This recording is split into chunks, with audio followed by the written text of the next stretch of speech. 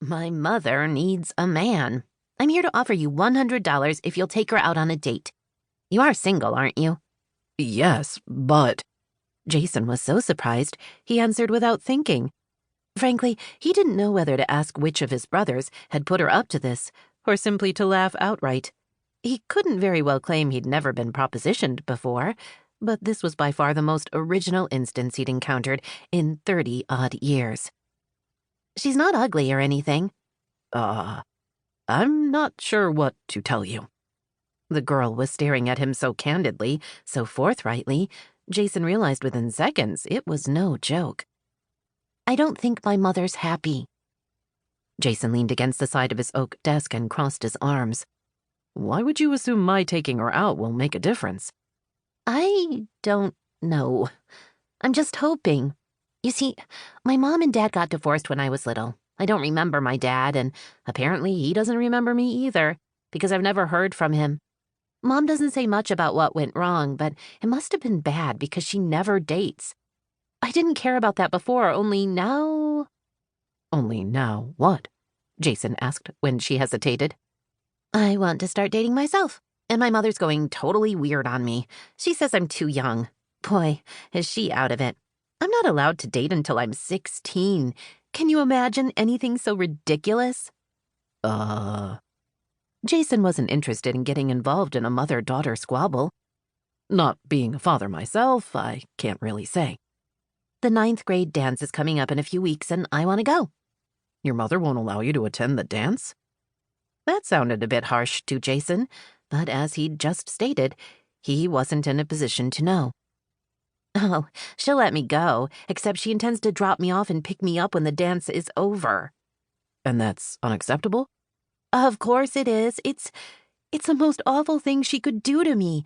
I'd be mortified to have my mother waiting in the school parking lot to take me home after the dance. I'd be humiliated in front of my friends. You've just got to help me. A note of desperation raised her voice on the last few words. I don't understand what you want me to do, Jason hedged. He couldn't see any connection between Carrie's attending the all-important 9th grade dance and him whining and dining her mother. You need me to spell it out for you? Carrie's eyes were wide, her gaze scanning the room. I'm offering you serious money to seduce my mother. For a wild instant, Jason thought he hadn't heard her right. Seduce her? My mother's practically a virgin all over again. She needs a man. You're sure about this? Jason was having a hard time keeping a straight face. He could hardly wait to tell his brother Rich. The two of them would have a good laugh over it. Absolutely positive. Carrie didn't even flinch. Her expression grew more confident. Mom's forgotten what it's like to be in love. All she thinks about is work. Don't get me wrong, my mother's an awesome person, but she's so prim and proper and stubborn. What she really needs is, well, you know. Jason felt sorry for the kid, but he didn't see how he could help her. Now that he thought about it, he did recall what Charlotte Weston looked like. In fact, he could remember the day she'd moved in. She'd seemed feminine and attractive, more than a little intriguing. But he'd noticed a guardedness, too, that sent an unmistakable signal. He'd walked away with the impression that she was as straight-laced as a nun and about as warm and inviting as an Alaskan winter. Why me? Jason was curious enough to wonder why Carrie had sought him out. Apparently, his charisma was more alluring than he'd realized.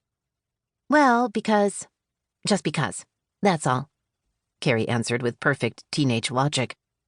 And I figured I wouldn't have to pay you as much as I would one of those dating services. You seem nice. She gnawed on her lower lip. Being a veterinarian is good, too. How's that? You've probably had lots of experience soothing injured animals, and I think my mother's going to need some of that. Comforting and reassuring, you know? The girl's voice became fervent. She's been hurt. She doesn't talk about it, but she loved my father, and I think she must be afraid of falling in love again. I even think she might like another baby someday. This last bit of information was clearly an afterthought. Carrie cast him a speculative glance to be sure she hadn't said something she shouldn't have. Don't worry about that. She's probably too old anyway, she added quickly. She wants some baby.